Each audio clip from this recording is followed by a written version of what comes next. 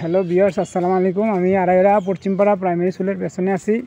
এই যে আমার ছাত্র কাউসার দীর্ঘদিন ধরে স্কুলে যায় না। এই সাকিব 50 রোলং, এই হানিম 34 রোলং। এখন আমি পিয়ামের বাসায় যাব।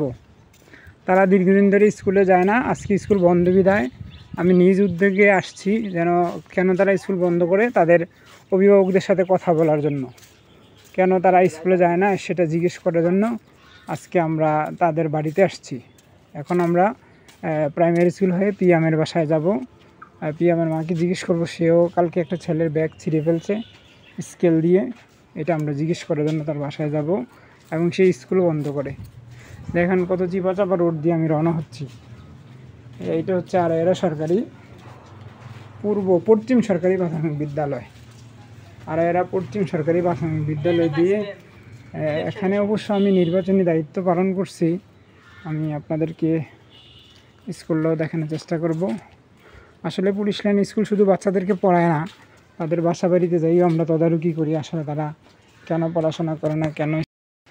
আড়াইরা পশ্চিম সরকারি প্রাথমিক বিদ্যালয়, আমি আপনাদেরকে বিদ্যালয়ের ছবিটা দেখানোর চেষ্টা করতেছি। এই হচ্ছে আড়াইরা পশ্চিম সরকারি প্রাথমিক বিদ্যালয়। আর এই হচ্ছে আমার ছাত্র। এই যে তারা আসলে মুখটুক ঘুরে রাখে, লজ্জা পায় তারা, কারণ আসামিরা আসলে সবসময় পুলিশের ভয় পায়। তারা তো আসামি। তো তাদের অভিভাবক আমার সাথে কথা দিয়েছে যে আর স্কুল বন্ধ করবে না। এখন আমরা আরেকটা বাসায় রওনা হচ্ছি। ওই বাসায় যেয়ে ওই গার্ডিয়ানকে জিজ্ঞেস করব তার বাচ্চা কেন স্কুলে পাঠায় না। আব্দুল্লাল পিয়াম, ওর বাসায় যাচ্ছি। আসলে আড়াইরা বেশিরভাগ স্টুডেন্টই অবস্থা, তারা স্কুলে খুব কম আসে। তারা একদিন গেলে অনেক দিন স্কুলে আসে না। এখন আমরা যে আরেকটা ছাত্র রাস্তায় পাইছি আমাদের, তারও একই অবস্থা। সে স্কুল বন্ধ করে ক্লাস 10-এ পড়ে সে। এই হচ্ছে অবস্থা। তো দোয়া করবেন সবাই। আসসালামু আলাইকুম। বাসায় আসছে একদম ভিতরে। এই স্টুডেন্ট আজকে প্রায় 15 দিন ধরে স্কুলে আসে না। স্টুডেন্টের মার সাথে এখন কথা বলবো।